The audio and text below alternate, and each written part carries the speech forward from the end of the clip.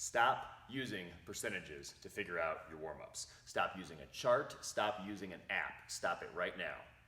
You're better than that.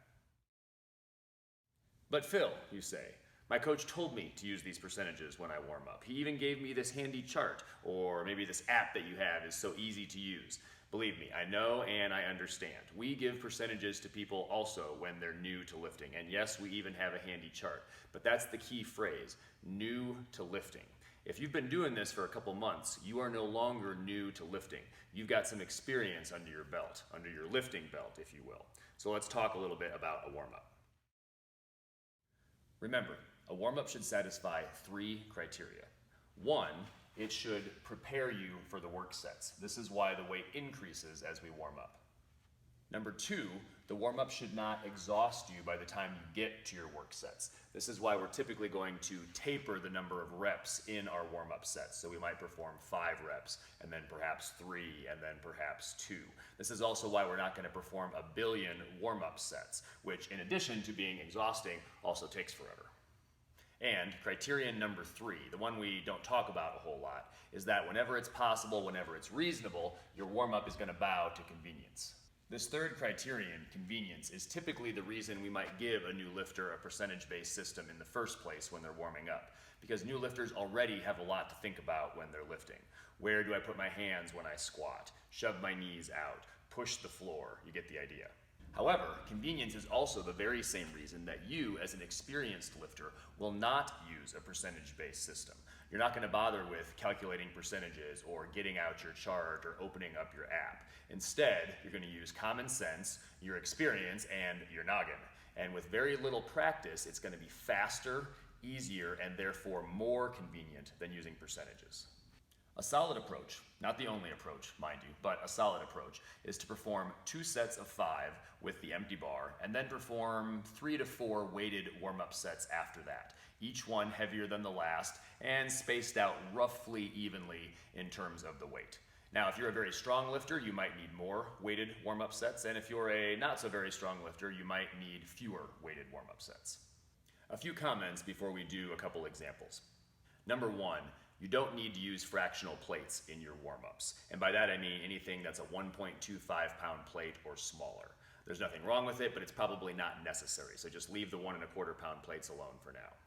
Number 2, the earlier you are in your weighted warm-ups, in other words, the lighter the weight, the less important precision is. Because remember, convenience. So if I have a choice between 90 pounds and 95 pounds, I'm probably going to go with 95 pounds. It's easier to load. I can just take a 25 pound plate on each side of the bar and I'm good to go. Number 3, the warm-up weights are spaced evenly, kind of.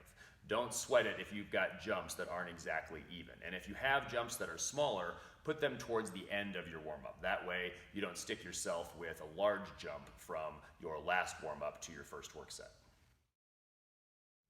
We are going to use the squat for our examples, and then we'll talk about how this may or may not change if we're doing the press or the bench press or the deadlift. I'm going to use a 5-3-2 scheme, 5 reps, 3 reps, 2 reps, and then anything after that, if we have anything after that, can be done for singles. Again, this is a method, not the only method. In our first example, our lifter is going to squat 105 pounds. So what might we choose for the lifter's warm-up weights? Well, let's take a look here. We're going to start with the empty bar for 2 sets of 5. Yes, you could do 1 set of 10. We're just going to stick with 2 sets of 5. 45 pounds, 5 reps, 2 sets. Then I'm going to jump to 65 pounds for 5 reps, 85 for 3, 95 for 2. Remember the 5-3-2 protocol that I talked about earlier. And then we're ready to squat 105 pounds for 3 sets of 5. Notice, the jumps are not exactly even. If they're going to be exactly even, we would go from 45 to 60 to 75 to 90, and then we jump to 105. Now there we would have exactly 15-pound jumps the whole way. But this is close enough and it's more convenient. This is a 20-pound jump, that's close to a 15-pound jump, another 20-pound jump, a 10-pound jump, a 10-pound jump is also close to a 15-pound jump, and then another 10-pound jump.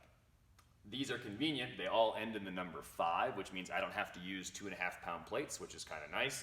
I can just put a 10 on each side for the 65-pound warm-up. I could put another 10 on each side for the 85-pound warm-up, and I can put a 25 on each side for the 95-pound warm-up. You'll notice also that since my warm-ups aren't exactly even, I did what I mentioned before, and that is I spaced my smaller jumps, my 10-pound jumps, towards the end of the warm-up.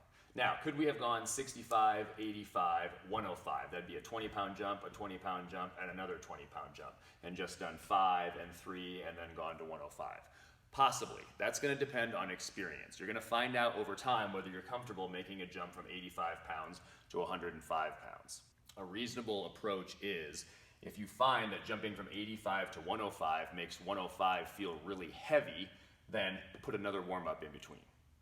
Now, let's take a look at a lifter who's going to be squatting 235 pounds. For 235 pounds, this would be a pretty reasonable approach. Let's take a look at how I kind of came up with these numbers. I'm using something that we often refer to as plates and quarters. In other words, whenever possible, I'm going to use 45-pound plates and 25-pound plates, because using those plates makes for roughly even jumps. So if we take a look here, we're going to start with the empty bar as usual, 45 pounds. Then we're going to jump to 95 pounds, that's just a 25 on each side. Then we're going to jump to 135 pounds, that's simply a 45 pound on each side. Then 185, that's a 45 and a 25 on each side. And then we could potentially jump from 185 to 235. Let's take a look at the jumps here. When you're doing plates and quarters, you're jumping either 50 pounds or 40 pounds each time.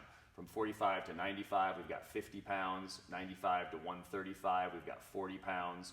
135 to 185, we've got 50 pounds again. Could we go from 185 to 235? It's 50 pounds. We've been making those types of jumps.